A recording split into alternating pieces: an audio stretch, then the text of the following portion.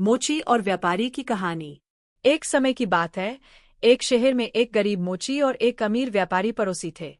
मोची बहुत ही मस्तमौला, लापरवाह और खुशमिजाज इंसान था। उसकी छोटी सी दुकान थी जहां वह दिन भर जूते चप्पल सिलता और काम करते करते अक्सर मौज में गाना गाने लगता।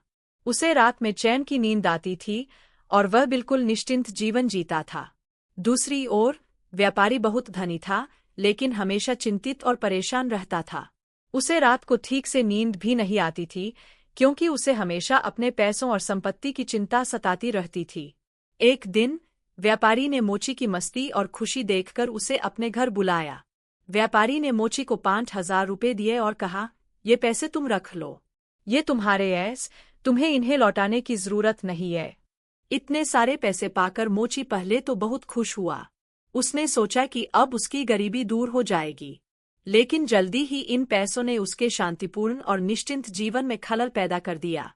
अब मोची को चिंता होने लगी कि इतने सारे पैसे कहाँ रखे, ताकि कोई चुरा न ले।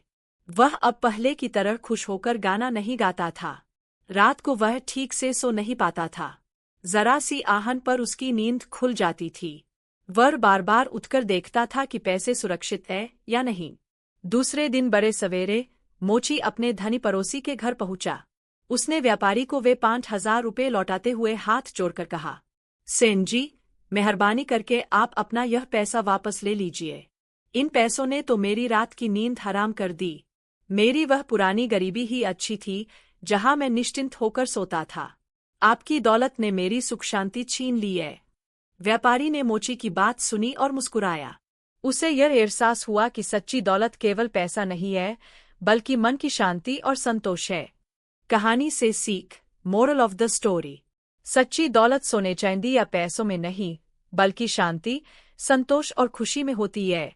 बाहरी अमीरी से ज्यादा जरूरी भीतरी शांति है।